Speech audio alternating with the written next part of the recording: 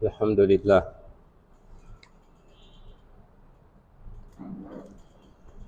الحمد لله الحمد لله الذي نحمده ونستعينه ونستغفره ونستهديه ونعوذ بالله من شرور أنفسنا وسيئات أعمالنا من يهده الله فهو المهتدي ومن يضلل فلا هادي له وأشهد أن لا إله إلا الله وحده لا شريك له وأشهد أن محمدا عبده ورسوله نشهد بأنه بلغ الرسالة وعد الأمانة ونصح الأمة وكشف الله به الغمة وتركنا على محجة بيضاء ليلها ونهارها سواء لا يزيغ عنها إلا هالك اللهم صل وسلم وبارك على هذا النبي الكريم وعلى آله وأصحابه ومن تبعهم بإحسان إلى يوم الدين أما بعد عباد الله أوصيكم ونفسي بتقوى الله عز وجل يقول الله سبحانه وتعالى في محكم تنزيله يا أيها الذين آمنوا اتقوا الله حق تقاته ولا تموتن إلا وأنتم مسلمون ويقول الله سبحانه وتعالى في محكم تنزيله يحكي لنا صفة محمد صلى الله عليه وسلم فيقول لقد كان لكم في رسول الله أسوة حسنة لمن كان يرجو الله واليوم الآخر وذكر الله كثيرا. Chers frères, chers sœurs, chers croyants, chers invités d'Allah, rendons tous grâce à Allah, Seigneur de l'univers, Maître des cieux et de la terre, le détenteur du pouvoir absolu. Lui, dans sa grâce, nous nous sommes réveillés ce matin sans l'aide de quelqu'un pour venir répondre à son appel, qui est la prière du vendredi. Nous attestons tous qu'il n'y a aucune divinité en dehors de lui, et au même moment que Mohammed alayhi salatu wassalam est son noble serviteur et messager. Salut et paix sur lui, sur sa noble famille, sur ses valeureux compagnons, sur tous ceux qui vont suivre sa voie jusqu'au jour de la résurrection. Face à Allah, que nous soyons parmi ses suiveurs. Je vous exhorte, ainsi que moi-même, à la crainte révérentielle de Dieu. Craignons Allah à chaque instant et à tout moment. Depuis quelques vendredis, nos imams ont lancé une série de sermons sur la biographie de Mohammed sallallahu alayhi wa sallam. Et pas plus tard, mardi au mercredi, sur l'ensemble du territoire national, ou ça dans le monde entier, vous étiez tous témoins de la commémoration de la naissance de Mohammed alayhi salatu wassalam. Mais bien avant cela, le vendredi passé, le Cheikh Laïma Hafizahullah nous a entretenu sur l'objectif fondamental de la naissance, ou soit commémorer la naissance de Mohammed alayhi salatu wassalam. Et nous retenons parmi les enseignements de Cheikh Laïma, aller au village, se retrouver dans des mosquées. L'objectif, c'est de démontrer notre amour, notre adhésion à la prophétie de Mohammed alayhi salatu wassalam. Mais le chef nous a tous exhortés que le comportement de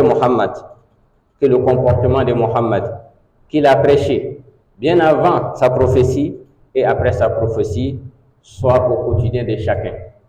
Dis la vérité, être sincère, crains Allah, soit disponible pour les autres et tu attends la récompense entre Allah pour la main entre ton serviteur.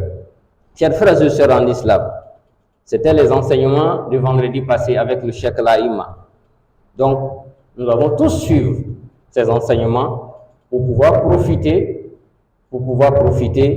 de l'intercession de Mohammed alayhi salatu wassalam le jour de la résurrection. Et je répète ce que le Cheikh a dit, que chacun de nous, tu ne peux pas aimer Allah, ou bien tu ne peux pas aimer ta famille, tu ne peux pas t'aimer toi-même. Il faut que l'amour d'Allah prime, et ensuite l'amour du prophète alayhi salatu wassalam doit être au-dessus de tout. Aujourd'hui, nous continuons toujours avec le même sujet. Quand on parle de Mohammed alayhi salatu wassalam, quand on nous rencontre la vie de Mohammed alayhi salatu wassalam, on se pose la question, Mohammed vivait avec des gens. Il vivait avec des hommes et il vivait avec des femmes. Et c'est ceux-là qu'on appelle les Sahaba, c'est-à-dire les compagnons de Muhammad alayhi salatu wa salam. Et pour définir les compagnons de Muhammad alayhi salatu wa salam, c'est celui qui a vu Muhammad alayhi salatu wa salam, il a vu et il a cru en lui, il est devenu musulman et il est décédé étant musulman. Même s'il n'a pas rapporté des hadiths. Parce que quand on parle des hadiths, ce sont les faits et les paroles du prophète alayhi salatu wa salam qu'on nous relate. Et mais qui a donné ces informations? C'est ceux qui vivaient avec lui, qu'on appelle ses compagnons. Mais venez avec moi dans la sourate 9, verset 100, sourate Tawbah, où Dieu va nous décrire un peu ses compagnons. Il dit ceci, je cite: وَالسَّابِقُونَ الْأَوَّلُونَ مِنَ الْمُهَاجِرِينَ وَالْأَنصَارِ وَالَّذِينَ اتَّبَعُوهُم بِإِحْسَانٍ رَضِيَ اللَّهُ عَنْهُمْ وَرَضُوا عَنْهُ وَأَعَدَّ لَهُمْ جَنَّاتٍ تَجْرِي تَحْتَهَا الْأَنْهَارُ خَالِدِينَ فِيهَا أَبَدًا ذَلِكَ الْفَوْزُ الْعَظِيمُ.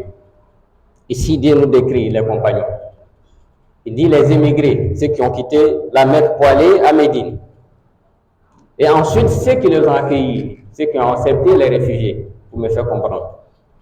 Et ensuite, ceux qui ont suivi les traces, étant sincères, il dit ceux-là, Dieu les a réservé une place de choix. Mais avant de les réserver le paradis, il dit Dieu les a tous agréés. Il les a tous acceptés sans exception.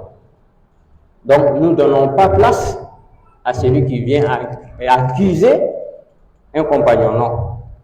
Le croyant musulman ne donne pas place à quelqu'un qui vient accuser quiconque parmi les compagnons de Muhammad alayhi salatu wa salam.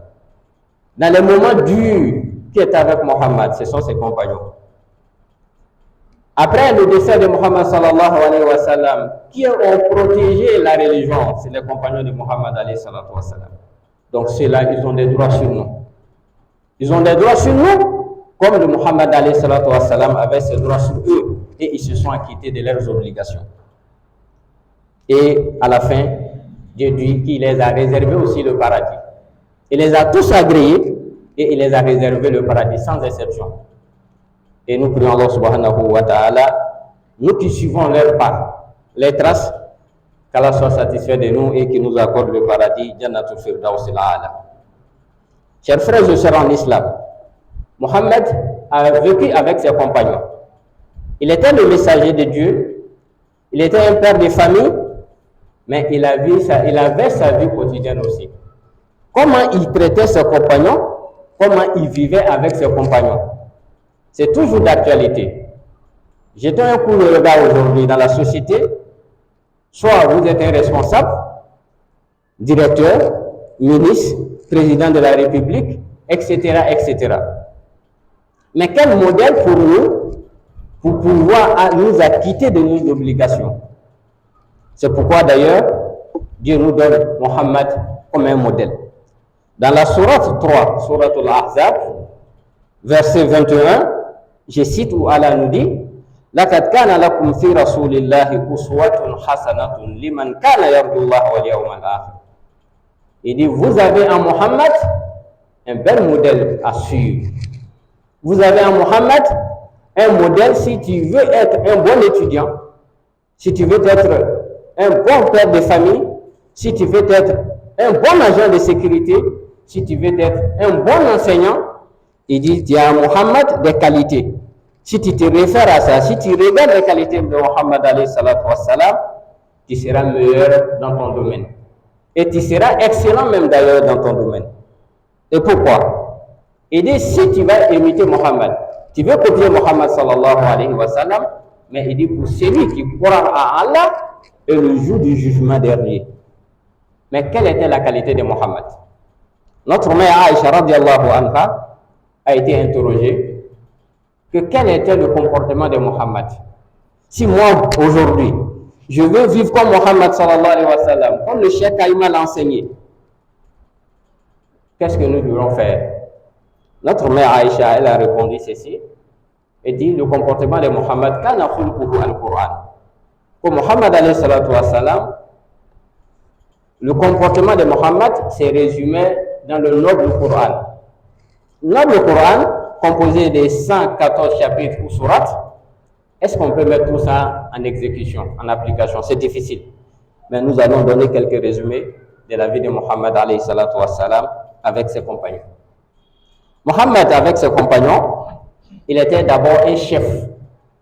Quand je dis un chef, c'est lui qui ordonnait tout. Il était chef d'état-major, il était président de la République, il était ministre d'État, il était etc., etc. Un jour, au cours d'une bataille où il devrait défendre la religion musulmane, quand le musulman ne provoque pas, les compagnons, ils se sont placés. Mohammed a donné l'ordre aux soldats de se placer. Et ils se sont placés. Mais un compagnon va quitter de nulle part derrière. Il venait récemment même d'embrasser l'islam et il s'est avancé auprès de Mohammed alayhi salatu wassalam et il va lui interroger. Après lui avoir fait le salam, il dit: ô messager de Dieu, votre stratégie que vous venez de donner, le plan que vous venez de donner, est-ce une révélation ou bien c'est votre proposition? C'est un compagnon qui demande au messager de Dieu. Et quelle sera la réponse de Mohammed alayhi salatu wassalam? Le prophète alayhi salatu wassalam dit: non, ce n'est pas une révélation. Par contre, c'est mon avis. Il dit: ok, comme c'est votre avis, si vous me permettez, si vous acceptez, voici moi mon plan que je donne. Car lui aussi, il était un grand stratège. Quelqu'un qui était doué en point de stratégie militaire. Et le Mohammed alayhi salatu wassalam a obéi à la proposition de son compagnon et je vous assure, à l'issue de cette bataille, à la fin, les musulmans ont été victorieux, ils ont remporté cette bataille-là. Ça, c'est la qualité de Mohammed alayhi salatu wassalam. Cela nous démontre quoi? Mohammed, il était un chef qui écoutait. Mohammed, il était un chef qui s'occupait des autres. Donc, à chaque fois, dans vos lieux de responsabilité, vos lieux de travail, si quelqu'un insiste que je veux vous parler, il ne serait-ce que de lui accorder au moins 30 secondes. Ou bien 1 minute, et si vous pouvez l'orienter, vous allez l'orienter, quelqu'un d'autre va l'écouter. Mais en respectant toujours les mesures sécuritaires, oui, en respectant toujours les mesures sécuritaires, on ne laisse pas n'importe qui s'approcher à nos responsables, non. Qu'Allah nous donne la bonne compréhension. Dieu va dire encore dans le noble Coran, en parlant de la qualité de Mohammed, comment il vivait avec ses compagnons, dans la sourate 3, sourate Ali Imran, au verset 159, je cite: فَبِمَا رَحْمَةٍ مِّنَ اللَّهِ نِلْتَ لَهُمْ وَلَوْ كُنْتَ فَظًّا غَلِيظَ الْقَلْبِ لَانفَضُّوا مِنْ حَوْلِكَ فَاعْفُ عَنْهُمْ وَاسْتَغْفِرْ لَهُمْ وَشَاوِرْهُمْ فِي الْأَمْرِ فَإِذَا عَزَمْتَ فَتَوَكَّلْ عَلَى اللَّهِ إِنَّ اللَّهَ يُحِبُّ الْمُتَوَكِّلِينَ. Il dit: Mohammed vivait avec ses compagnons comme tout le monde aujourd'hui. Il dit: oh Mohammed, si ce n'était pas la grâce de Dieu, la miséricorde d'Allah, que tes compagnons t'ont accepté, mais d'ailleurs, si toi Mohammed, si tu étais dur de caractère, méchant, tu n'écoutais pas, tu montrais toujours que toi tu es le vrai dictateur pour me faire comprendre, que tes compagnons, ils allaient tous te fuir, ils allaient partir, ils n'allaient pas rester. Mais le fait que tu les as acceptés, tu n'as pas été dur de caractère, mais tu écoutais et tu exécutais même d'ailleurs, comme nous venons de donner l'exemple, en tant qu'un chef, toujours d'actualité, comment Mohammed sallallahu alayhi wa sallam vivait avec ses compagnons, toi le responsable. Tu as ton entreprise, et d'abord, il faut écouter tes collaborateurs. Et il faut leur pardonner. Mohammed a pardonné ses compagnons. Car des fois, Mohammed, il y a des compagnons qui avaient des comportements déplacés, mais Mohammed alayhi salatu wassalam a toujours les pardonné. L'exemple, l'un de ses compagnons, Sabit bin Qais. Sabit bin Qais, qui fait partie des compagnons de Mohammed alayhi salatu wassalam, Mohammed a remarqué l'absence de Saïd, c'est-à-dire de Sabit. Sabit participait à l'assise, mais il a remarqué un jour que ce monsieur ne veut plus. Mais il a remarqué son absence, qu'est-ce qu'il va faire? Votre travailleur, il travaille chez vous. Votre ouvrier, ça fait 2 jours que vous ne le voyez pas. Vous avez son numéro. Qu'est-ce que vous devrez faire? Mais Mohammed, il va faire la même chose. Il n'y avait pas de portable. Il va demander à un de ses compagnons, il dit, ah, ça fait 2 jours que je ne vois pas un monsieur. Et il y a un de ses compagnons qui va se porter volontaire, qui dit, oh messager de Dieu, t'inquiète, moi j'irai chez lui et je vais vous apporter ces nouvelles. Et le monsieur arrive, c'est Sabit, il va aller trouver le monsieur, il est là, soucieux, il a la tête baissée. Et le monsieur lui lance le salam, en lui lançant le salam, il répond, il dit, qu'est-ce que tu as? Le prophète alayhi salatu wa salam a demandé après toi. La réponse du monsieur, il dit ceci, que je suis malheureux. Tu es malheureux, qu'est-ce que tu as fait? Dans le même noble Coran, où Allah subhanahu wa ta'ala a interdit aux compagnons d'élever le ton, ou soit la voix, sur celle du prophète Muhammad alayhi salatu wa salam. Il y avait des compagnons, quand ils parlaient, ils élevaient le ton. Et Dieu, là, il les a interpellés. Mais ce n'est pas Muhammad qui va les interpeller. Pour dire le comportement avec nos guides, quand il parle, il faut baisser ta voix. Quand il parle avec ton responsable, toi, tu n'écris pas au-dessus. Toi, tu n'écris pas plus que ton responsable. C'est le responsable qui peut crier sur toi. Quand même tu as raison, toi, tu n'as pas le droit de crier sur ton responsable. Et le compagnon qui s'est porté volontaire va aller faire le retour. C'est un envoyé. Et il allait faire le retour au messager alayhi salatu wa salam. Il dit, j'ai trouvé Sabit dans tel état. Mais Sabit dit que vraiment que lui, il est malheureux. Parce que pourquoi? Dans le noble Coran, ceux qui étaient cités dans cette catégorie, Dieu n'était pas du tout content d'eux. Et le messager alayhi salatu wa salam va faire retourner le même monsieur. C'est-à-dire lui qui a apporté la nouvelle, et il va lui dire, va dire à Sabit ceci, قل له إنك لست من أهل النار ولكن من أهل الجنة. Et retourne-toi, va dire à Sabit qui ne fait plus partie des habitants de l'enfer, par contre il fait partie désormais des habitants du paradis. Ça c'est le messager alayhi salatu wa salam qui nous montre comment il vivait avec ses compagnons. Lui-même, il se déplaçait des fois aller vers ses compagnons. Mais il y a combien de responsables aujourd'hui qui sait où son chauffeur dort? Non. La servante pauvre qui est à la maison, qui prépare pour vous chaque jour, qui s'occupe de votre enfant, comme le Cheikh Laïma a l'habitude de dire, Hafizahullah, l'enfant qui coûte plus cher que tous les membres de la famille, à qui on confie cet enfant, mais la personne occupe quelle place dans notre vie? Et c'est le chauffeur qui vous conduit, avec l'aide d'Allah subhanahu wa ta'ala, en toute sécurité. Ayons le courage des fois, allez les rendre visite, et on va s'imprégner de leur réalité et nous allons les appuyer, les apporter le soutien comme il faut. C'est ça la vie du prophète alayhi salatu wa salam. Parmi le comportement de Muhammad alayhi salatu wa salam avec ses compagnons, fa'fu anhum, il a pardonné ceux-là, wastaghfir lahum wa shawirhum fil amr. Et c'est ce qui nous intéresse beaucoup. Muhammad ne décidait pas seul. Muhammad ne décidait pas seul. Ici, dans la sourate 3, sourate Ali Imran, verset 159, Dieu est en train d'ordonner Muhammad comment il devrait se comporter avec ses compagnons. Il faut les consulter lorsqu'il s'agit des prises de grandes décisions. La prise de décision n'est pas une chose facile. Si tu prends une décision seule, tu assumeras seul. Mais si c'est collectif, quand bien même tout le monde n'était pas d'accord, la majorité a adopté, tout le monde te soutiendra. Il dit au messager alayhi salatu wa salam, quand il y a des décisions à annoncer des fois, il faut les consulter, il faut les écouter. Une fois la décision elle est prise et vous avez décidé quelque chose, confie-toi à Allah subhanahu wa ta'ala, inna Allah yuhibbul mutawakkilin. Donc, c'est à partir de là, Dieu aime ceux qui mettent leur confiance en lui. Donc, on ne met pas notre confiance à Allah, comme on attend des fois, sans pouvoir suivre les procédures normales. Donc, on va consulter et on va se confier à Allah subhanahu wa ta'ala. Le prophète alayhi salatu wa salam, il était attentif, il était attentif aux soucis de sa communauté à travers les compagnons. Il y a un de ses compagnons qui avait l'habitude de lui apporter des cadeaux. Et un jour, il était un commerçant.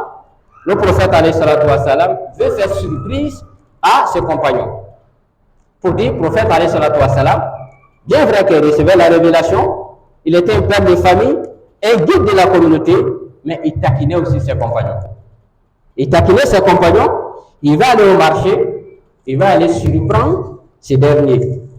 Et il sort dans son dos, il vient du dos du monsieur et il vient le serrer entre ses mains.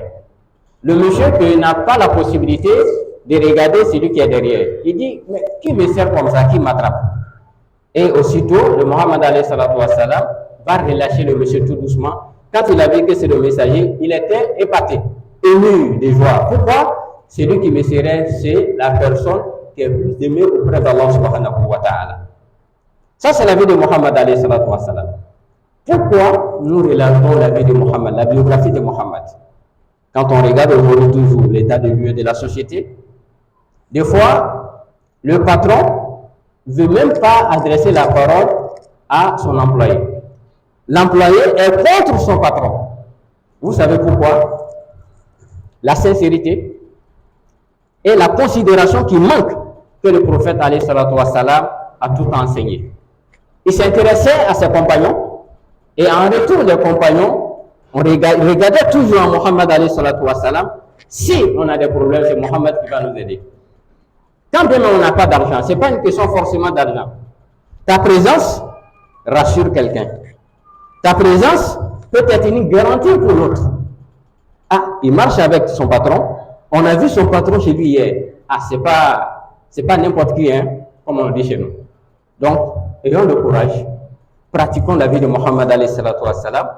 Et vous allez voir, dans notre société, dans votre entreprise, le jeune homme qui voulait voler ton argent, si tu changes ton comportement en adoptant les mêmes méthodes de Mohammed alayhi salatu wassalam, il va oublier à voler ton argent.